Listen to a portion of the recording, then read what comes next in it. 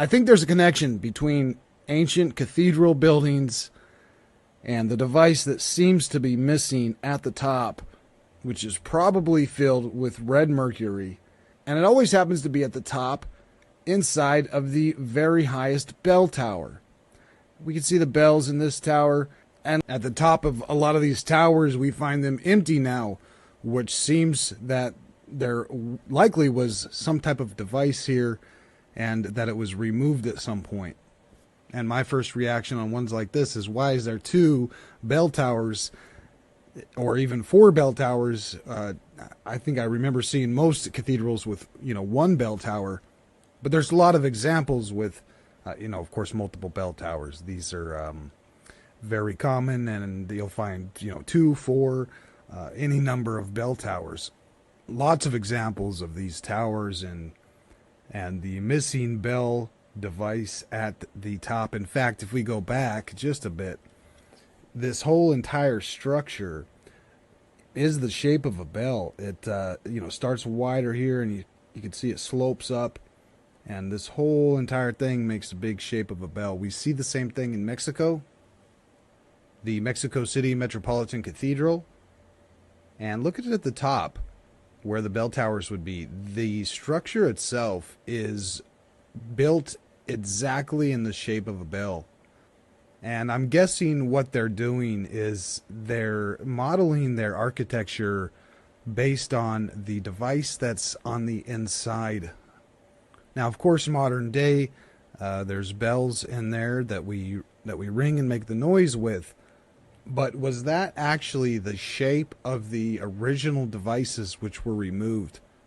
Because it looks like Hitler almost took one of these structures off the top of a cathedral and brought it down into his lab, where he made some type of time traveling or anti-gravity device which appears to have red mercury on the inside.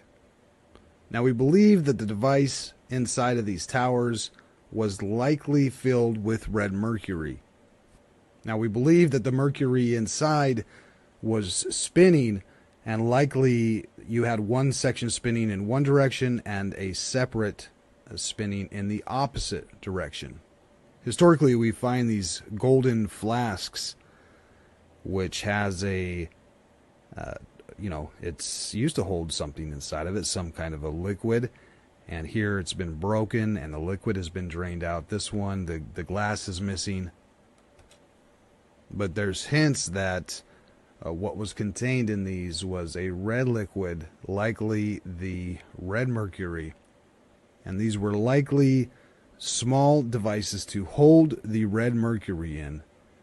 And even from historical paintings, we can learn that the fluid held inside was certainly a red liquid.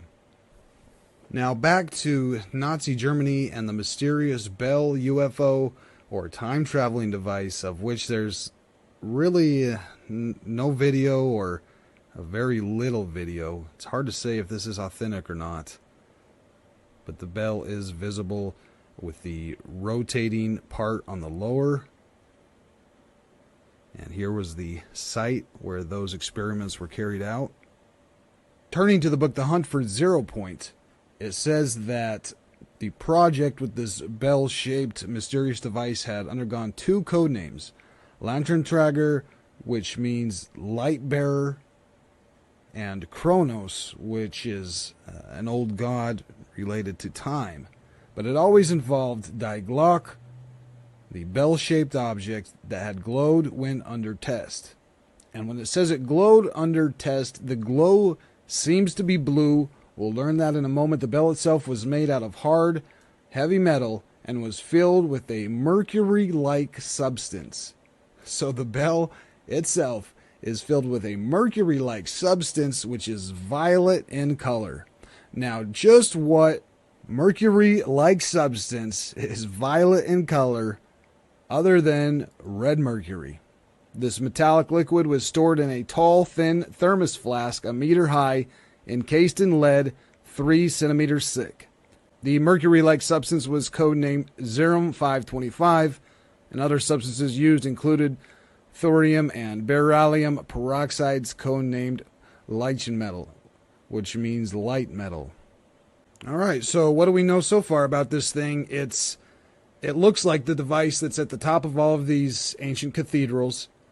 It is filled with red mercury, which rotates or counter-rotates. And we don't know what the device is for, whether it's anti-gravity or a time machine. Some type of an anti-gravity or time travel device. It seems to me more likely anti-gravity.